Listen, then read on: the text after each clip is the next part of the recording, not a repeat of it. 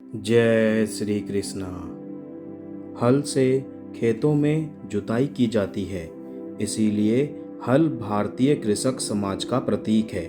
इसकी सहायता से बीज बोने के पहले जमीन की आवश्यक तैयारी की जाती है। हल का प्रयोग प्राचीन काल से ही चला आ रहा है। राजा जनक और राजा दशरथ के काल में भी हल के प्रयोग का उल्लेख मिलता है। आइए जानते हैं बलराम जी के हल की कहानी। कहते हैं कि श्री कृष्ण गोपालक थे और बलराम कृषक, इसीलिए बलराम कृषकों के आराध्य हैं। हल से किसान खेत जोतते हैं। हल कृषि प्रधान भारत का प्रतीक है। बलराम बहुत बलशाली थे। सामान्य व्यक्ति हल उठाकर उसे हथियार के रूप में प्रयोग नहीं कर सकता, लेकिन बलराम जी उसे उठाकर उसका हथियार के रूप में प्रयोग कर लेते थे। बलराम जी ने गदा के साथ ही अपने हल को भी हथियार बना लिया था। उनका हल दिव्य था। श्री कृष्ण के बड़े भाई बलराम को बलदाऊ, बलभद्र, दाऊ, संकर्षण और हलधर भी कहा जाता है।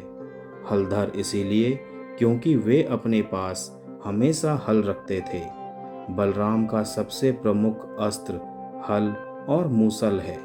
भाद्रपद कृष्ण पक्ष की षष्ठी को बलराम जी का जन्मोत्सव मनाया जाता है। वे शेषनाग के अवतार थे। इस दिन माताएं संतान की लंबी उम्र की कामना को लेकर हल षष्ठी का व्रत रखती हैं। देश के पूर्वी भाग, उत्तर प्रदेश, बिहार आदि में इसे ललई छठ और मध्य भारत में हर छठ कहा जाता है। कहते हैं कि एक बार कौरव और बलराम के बीच किसी प्रकार का खेल हुआ। इस खेल में बलराम जी जीत गए थे, लेकिन कौरव यह मानने को ही तैयार नहीं थे। ऐसे में क्रोधित होकर बलराम जी ने अपने हल से हस्तिनापुर की संपूर्ण भूमि को खींचकर गंगा में डुबोने का प्रयास किया। तभी आकाशवाणी हुई कि बलराम ही विजेता हैं। सभी ने सुना और इसे माना। इससे संतुष्ट होकर बलराम जी ने अपना हल रख दिया। तभी से वे हलधर के रूप में प्रसिद्ध हुए।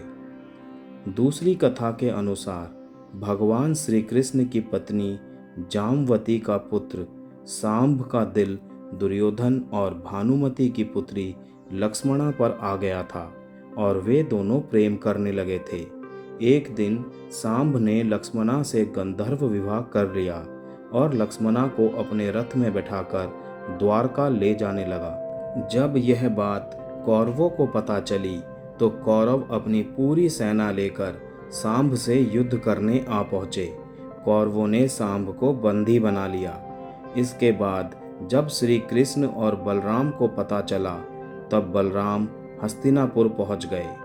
बलराम ने कौरवों से निवेदन पूर्वक कहा कि सांब को मुक्त करके उसे लक्ष्मणा के साथ विदा कर दीजिए, लेकिन कौरवों ने बलराम की बात नहीं मानी। ऐसे में बलराम का क्रोध जागृत हो गया। तब बलराम ने अपना रौद्र रूप प्रकट कर दिया। वे अपने हल से ही हस्तिनापुर की संपूर्ण धरती को खींचकर गंगा में डुबोने चल पड़े। यह देखकर कौरव भयभीत हो गए। संपूर्ण हस्तिनापुर में हाहाकार मच गया।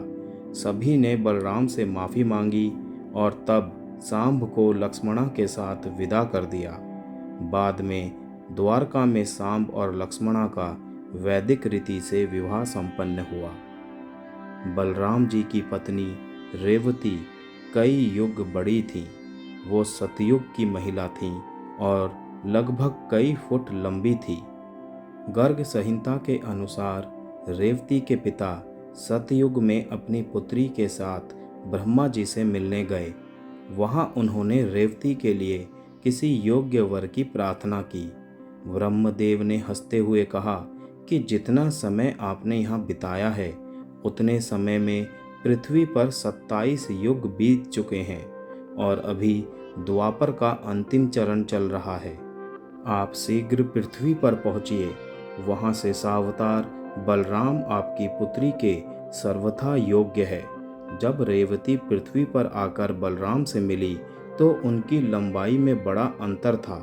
तब बलराम जी ने अपने हल के प्रभाव से रेवती की ऊंचाई 7 हाथ कर दी थी और बाद में दोनों का विवाह हुआ। रास लीला के समय वरुण देव ने अपनी पुत्री वारुणी को तरल शहद के रूप में वहां भेजा, जिसकी सुगंध और स्वाद से बलराम जी एवं सभी गोपियों का मन प्रफुल्लित हो उठा। बलराम रास लीला का आनंद यमुना नदी के पानी में लेना चाहते थे।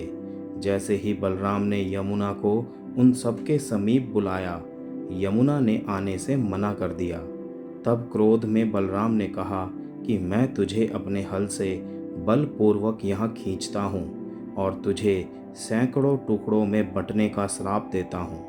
यह सुनकर यमुना घबरा गईं और क्षमा मांगने लगी। तब बलराम ने यमुना को क्षमा किया, परंतु हल से खींचने के कारण यमुना आज भी छोटे छोटे अनेक टुकड़ों में बहती है। जय श्री कृष्णा।